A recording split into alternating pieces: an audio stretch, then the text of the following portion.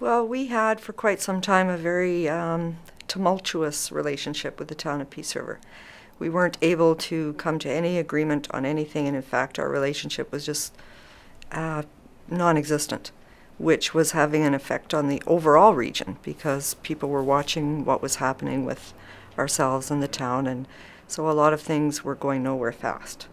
So the Council of the Day and the Council of the Day in the town of Peace River decided in order for our region to move forward and grow and become sustainable, we were going to have to form some type of relationship that would carry us into the future. So that's where we started.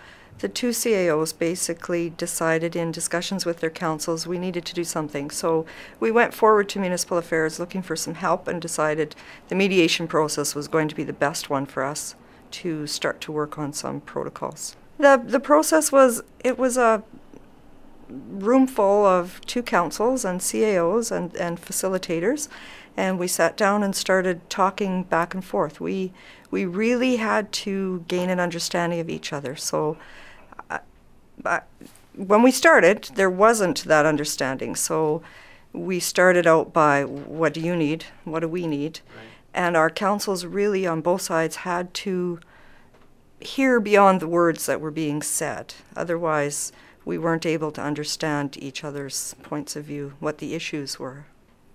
Well, at the end of the day, we ended up with a formal set of protocols, which are written down. They form a part of a partnership agreement with the town, and it outlines things like what's important to us. We believe that Peace River is important to our region. It is a regional center, and so therefore, in moving forward, we have to have discussions on operating issues as well as capital issues. So we have a very detailed agreement that sets out not only the protocols, but where we head in the future, what type of things we look at.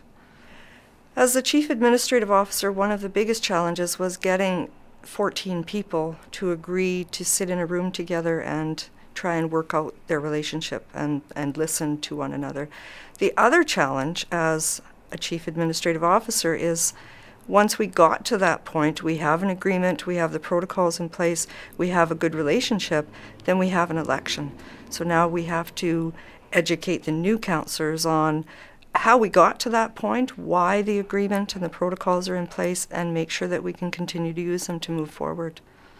We have been through one election since we went through that process, and the agreement has carried over. The relationship actually has carried over.